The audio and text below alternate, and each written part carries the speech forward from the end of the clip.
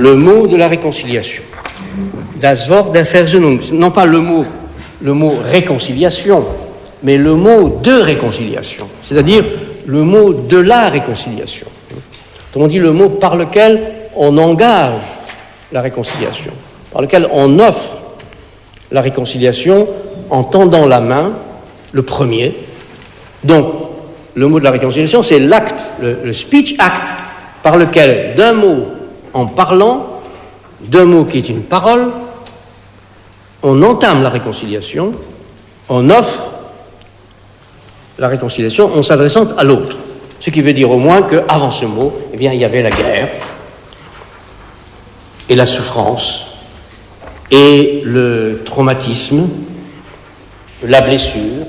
Alors nous dirions, selon le bon sens même, et le plus irrécusable bon sens, que seul un vivant ou une vivante est blessé, peut recevoir et ressentir une blessure, même si c'est une blessure dite mortelle qu'il ou elle souffre, une blessure qui, au futur, entraînera fatalement la mort.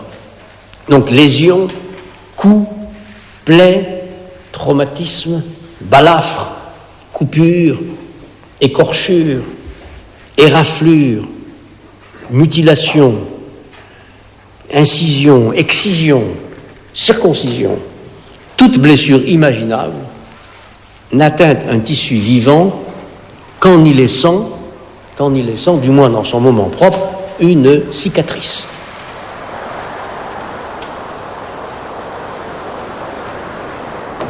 Et même si blessure est une figure biologique pour parler d'un mal ou d'une souffrance psychologique, ou morale, ou spirituelle, comme on dit, ou fantasmatique, eh bien, il n'y a de sens au pardon et à la réconciliation que là où la blessure a laissé, ou a pu laisser, un souvenir, une trace, donc une cicatrice à guérir ou à apaiser, à penser.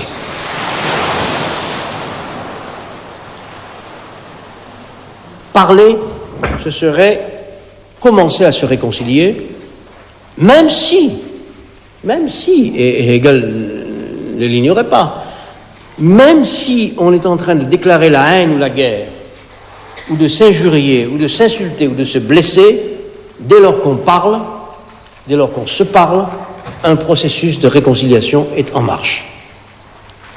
Alors comment recommencer et parler à tout le monde à la fois? Comment singulièrement et universellement?